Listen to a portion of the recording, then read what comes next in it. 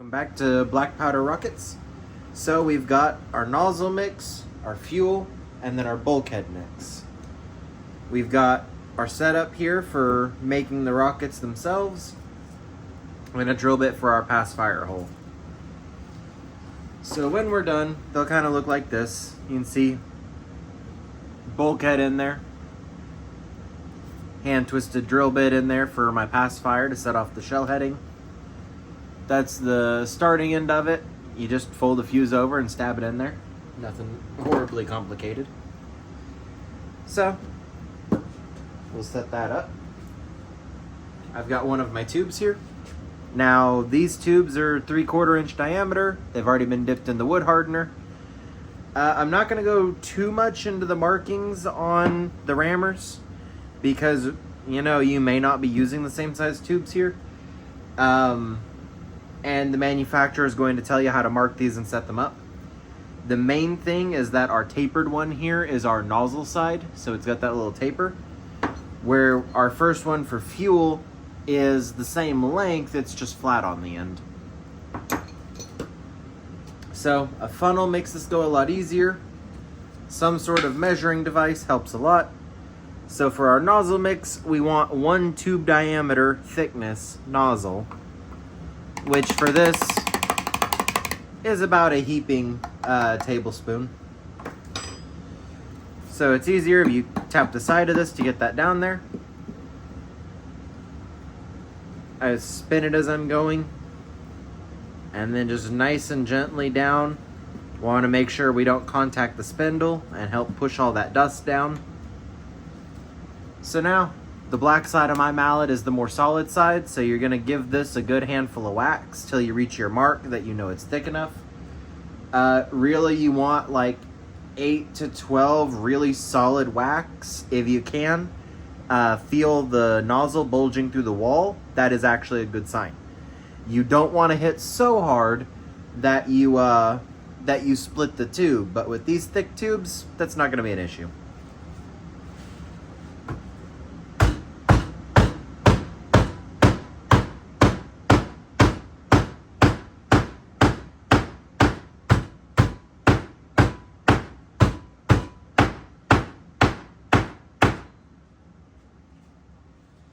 So you can see I've drove that most of the way in there. There's a slight bulge in my tube here. Not real noticeable, but it's there. So getting these out is always a little difficult. And then I tap this, try to get any powder out of it. Turn this back over the tub it was in. I'm pretty happy with that nozzle, so we'll go on to the fuel. However big your first scoop was, or the total of your scoops to get your thickness, that's about what you want every scoop after that to be.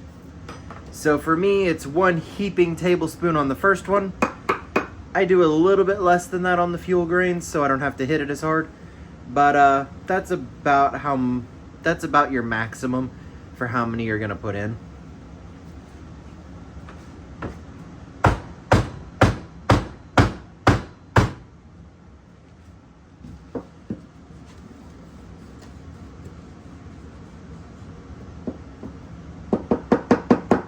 And you can see where I knocked it over sideways a little bit. There was a little bit of powder in there. Dumped the rest back into my storage. Another good heaping tablespoon.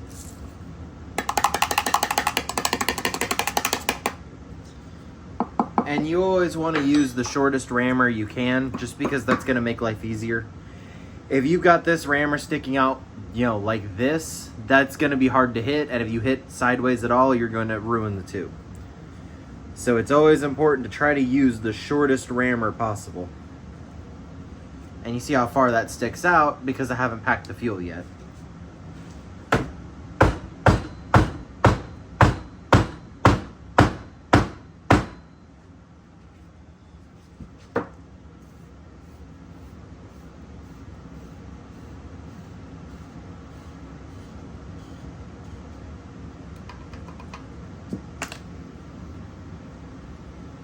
And I always just try to knock out the extra powder that's in there between rams. Probably wouldn't hurt anything, but if it didn't get packed, I don't want it in there. So I'll move to another hollow rammer. Got a hole in it for the spindle. And this is the point, remember, that we don't want to have any metal in here, because any metal in our fuel getting caught between our rammer and our spindle could actually create a spark that, or probably not a spark, but could create heat, which would also be a problem.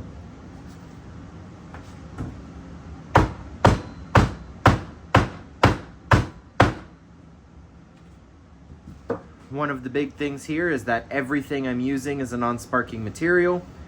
It's only a 24-ounce hammer, but it's not a metal hammer. It's a dead blow, specifically because dead blow mallets are non-sparking. You could probably use like a rawhide or a lead hammer, or even probably a brass.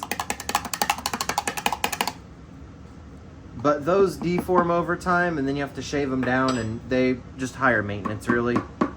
They're also more expensive, and they're just unnecessary in this case. For people who don't know, lead hammers are used in car work.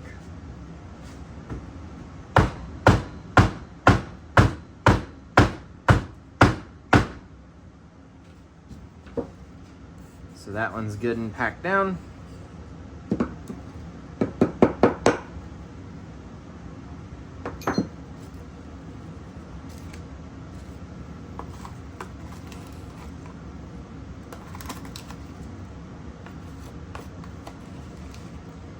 This is probably going to be the last rocket I get out of this fuel mix.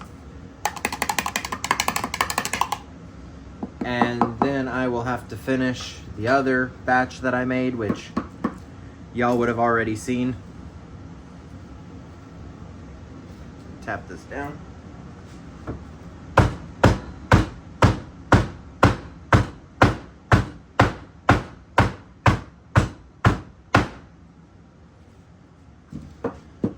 And for anybody curious, this table is basically, this table has legs, so it moves a lot when I hit it. Behind me, I just have a little post kind of mounted to the wall. It gives me a nice solid surface that goes straight to the ground, so I don't have to worry about the thing I'm hitting moving.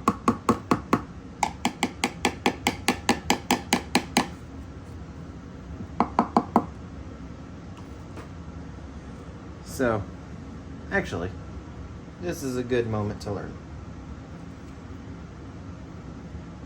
So down in there, I doubt I can get the light where the camera can see it, but the rammer is no longer visible. The spindle isn't. We have completely covered it in fuel. So our last rammer has a flat base, because the rammer here is really not, it's just for packing down those last couple layers. So everything around the spindle is going to be our motor. When this lights, that's going to be what's pushing it. The top little bit above that spindle, that's also going to burn. And then everything above that is going to be delay fuel. So you may need to change your formula in that to get it to burn faster, to get it to burn slower for a longer, shorter delay. You can control the height of that a little bit, and that'll also help control your delay.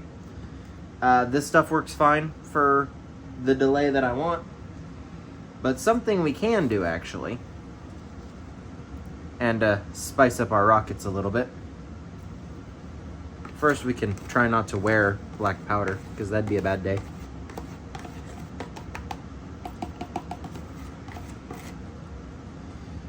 So, you can take your black powder, put it in a separate container, or a small portion of it in the container. That's about all I got left. So there's the rest we'll use for this rocket. So now if you wanted to add sparks or a trail or anything like that, you can take your metal. In this case I'll use ferro-titanium, because I kind of just have the most of it.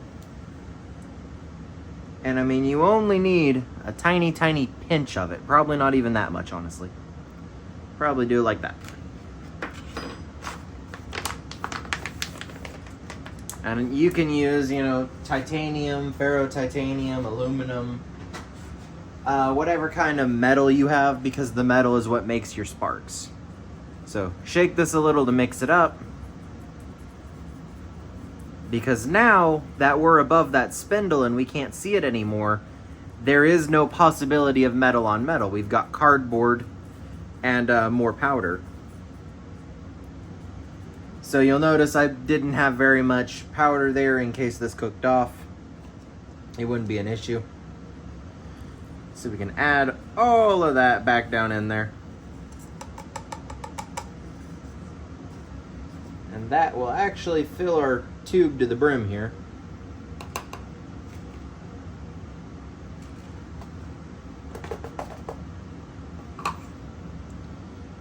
So our tube is filled all the way up. We'll go ahead and pack that down, and then we'll add the rest of our fuel.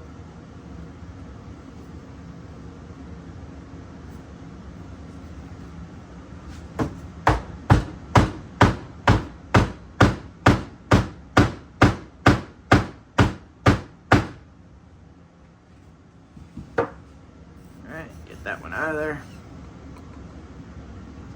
And it is worth mentioning that I do actually have the tape on this one marked so that this all the way down in here cannot touch that metal spindle. So it's okay to use the metal powders because there is no chance of metal on metal creating too much heat. And again, non-sparking material, no danger of a spark. Fill this right up to the brim. You can see we're starting to get kind of full there. That'll pack down quite a bit.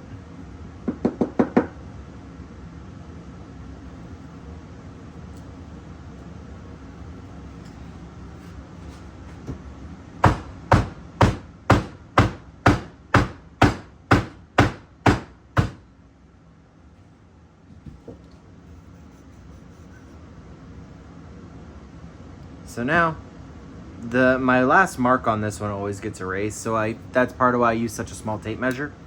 I can stick that down on there on the fuel grain and it tells me how much room is left. So we'll go ahead and pour the extra out. And this is just over 3/4 of an inch. It's about 7/8. So once you have about 1 tube diameter left in the tube, we want to go ahead and do our bulkhead. So go ahead. This stuff actually,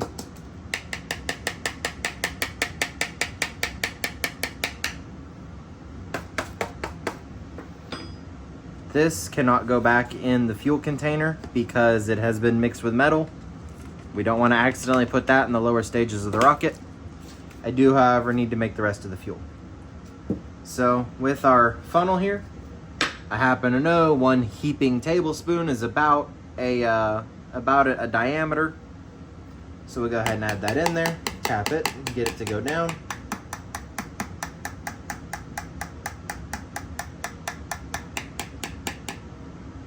Fill that all the way to the brim.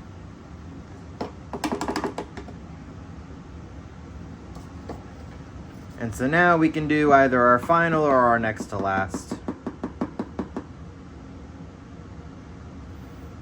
And again, this one you're going to want to give way more hits than you think necessary because we want this one to bulge out into the tube. It needs to hold the pressure.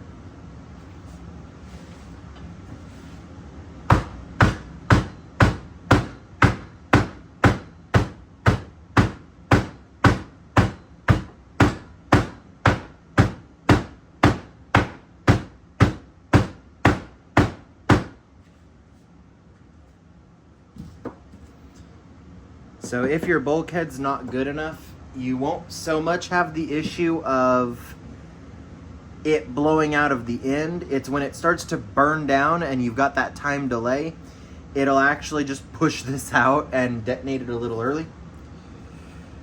But I'm fairly happy with that. That is pretty thick. I could probably do one more for safety, which I think I will because that is actually a little bit thin.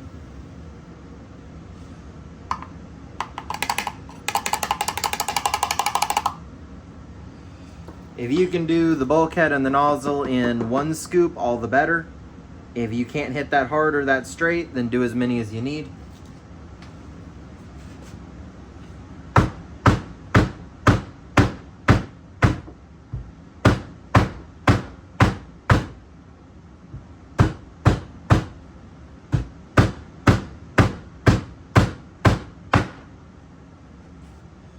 One trick that I do this is I actually hold down here whenever I'm swinging, so that if I miss for some reason, I've got all of this time to stop.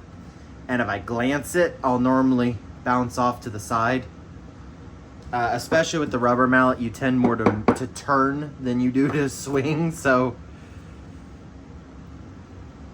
that's nicely packed. So I twist it off to the right here to get it off. The reason for twisting to the right is because it is just screwed in on the bottom. If you twist left, it can come unscrewed. No loose powder come out, so you can see that side is our nozzle side. It's got the taper in it. Our bulkhead here is perfectly flat. So we take a drill bit. This one is 3/16. Go in about the center-ish and just push and twist.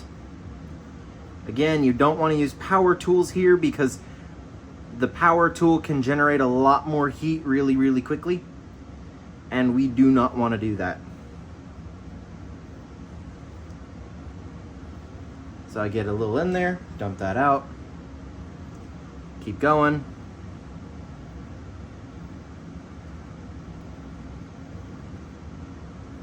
Always check if it's a right-hand drill bit, because you never know. It may be a British drill bit or something, or sorry, a metric drill bit. And then you have to drive on the wrong side of the road. It's just a bad day. So dump that out of there. Now, once you get through here, this feels pretty solid, and it's, kind of hard to get through. Once you get down to the fuel grain, you'll notice a different feeling. It grinds a lot differently than this stuff does.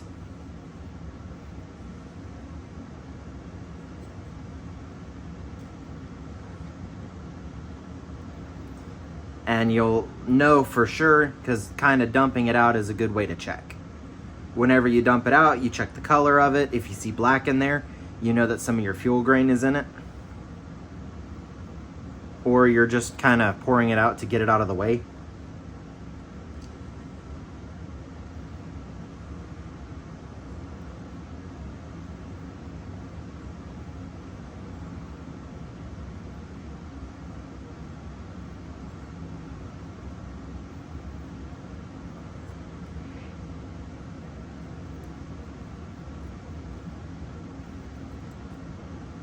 And there's the black. So now I know I'm all the way through. While I'm here and I'm doing this, I'll take a piece of fuse. The length of the fuse determines your delay. I bend about a thumb, so probably an inch, give or take, a fuse. Double it over like that. Go to our nozzle side, that one, and you just shove it in. I kind of just go until it stops. Maybe twist it, help get it to go sometimes. And then if you give a light tug and it doesn't come back out, you know you're probably good. Don't be greedy with the fuse here, because if you're greedy with the fuse, it won't light. And then you gotta refuse it, and remember, if it doesn't fire, you gotta wait 10 minutes before you can touch it again. Because sometimes it just takes a minute, or an ember will be in there, and when you move it, you force air into it, and then the ember can go off.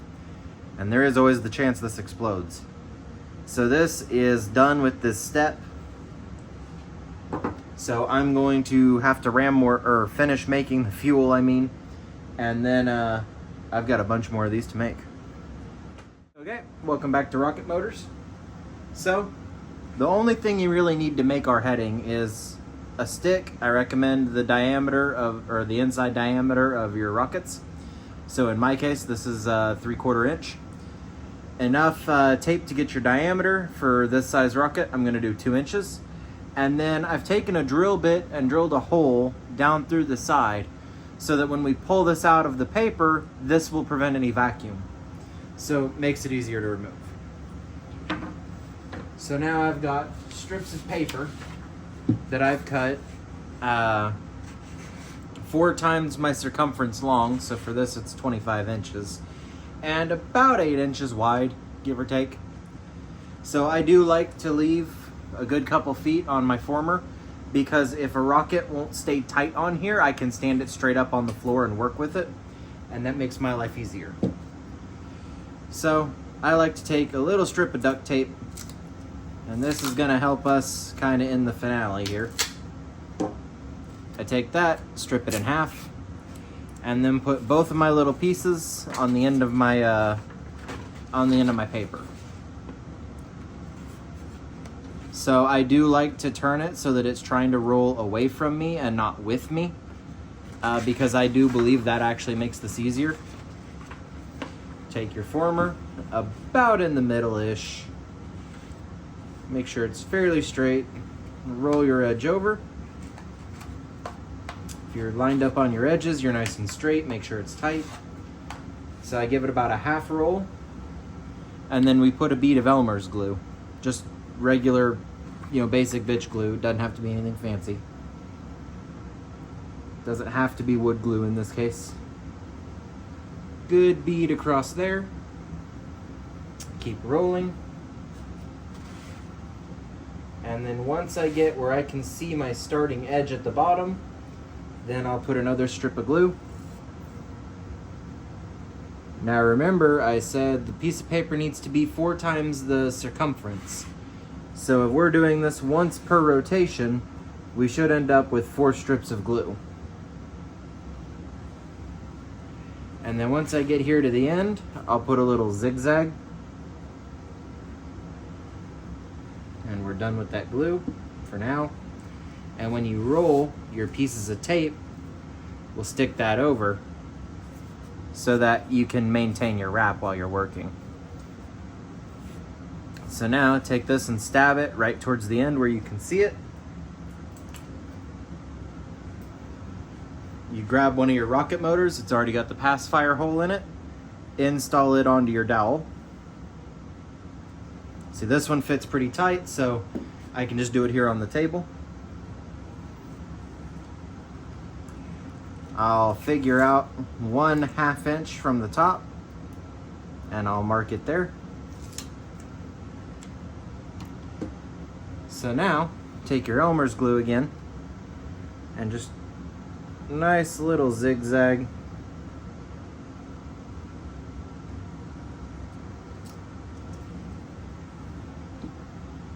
We'll take some of our string. Remember, you can always trim excess, but if you need a longer piece, you just got to get another one. Or tie the ends together. I guess dealer's choice there, but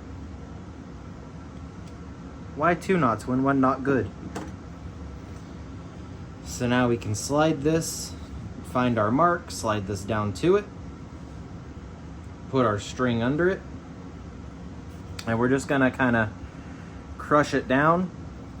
Yes, we're gonna be short of the mark, that's fine. That's the reason we marked 1.5, that gives us about 1 inch of contact. So now, do like a tourniquet tie, so we're gonna cross over here, roll this over,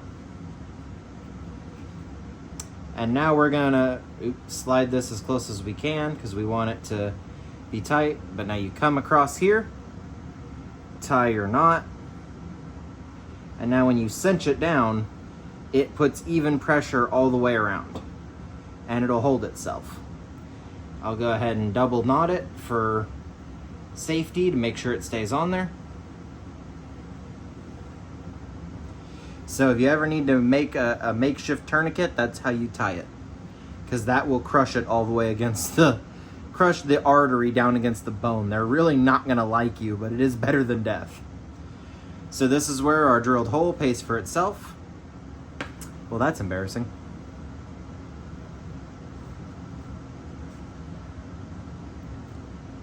So we're gonna push this on here real good, and then hold our shell, our bag, and it just slides right out, because that allows our air to get through the center so that we're not fighting a vacuum. So now I'm a paranoid SOB. I'm gonna go ahead and tie another knot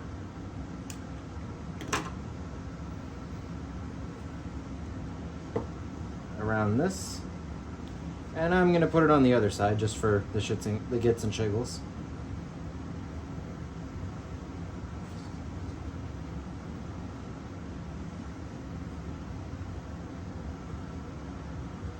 Come here, you bastard.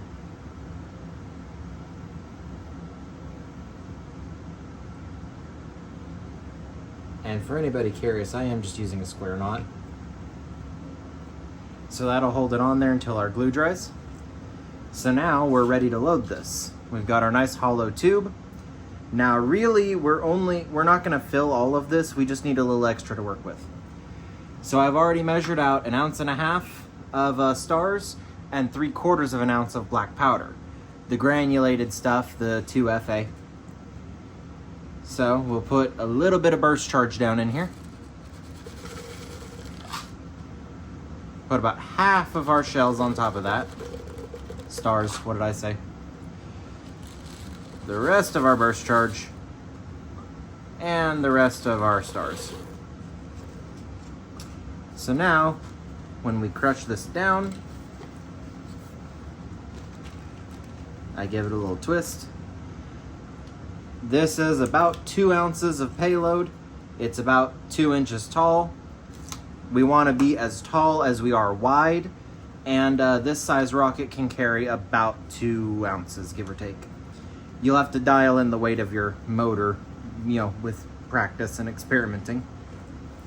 So this is a great time to get a third piece of string, because really this is just held together with string.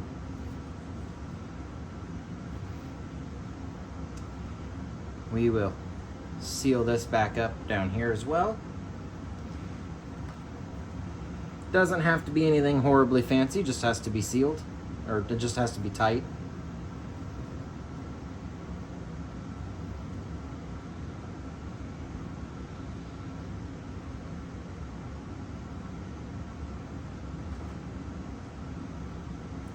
So now we're ready to clip that extra off of there.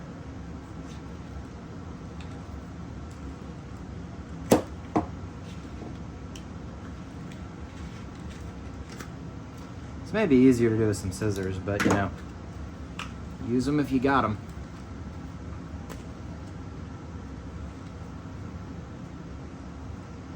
So I'll probably retie that because it is a little loose. But once you crush this down, that is our 1 ounce rocket ready to, well, no, it's not. I'm a liar. You know I'd never lie to you on purpose, right?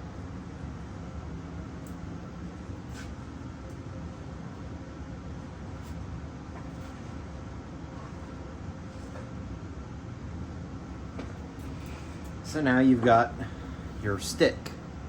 Your stick needs to be about half the diameter of your rocket. So this is a 3/4 inch rocket. This is a 3/8 tube. I've wrapped it with that aluminum tape to fireproof it, so this can't catch fire on the way up. Last thing we want to do is rain burning sticks. So get a good big wrap of masking tape. I'll go right here above my label so I know what it is. And this will go all the way up the side just like that. Tape the bottom of it up here. Don't worry about straight, it just needs to be tight. And now you can look down the length of it and adjust it so that your stick is nice and straight with the rocket. Take another big piece of masking tape, or for the second one, I normally just leave it on the roll. Three passes ought to do it, which is pretty good. And then this should balance reasonably well, about in the middle-ish. If you can't be too close to the end, so the closer to the end, the better you are. You need your center of gravity to be about 1/3 to 2/3 the distance of your rocket. That way it's tail heavy. When it flies, it'll stay straight. So we're right there on the line of okay. So this one's ready to fly. I just got to retie that so that this doesn't come open. And that is our 1 pound black powder rocket.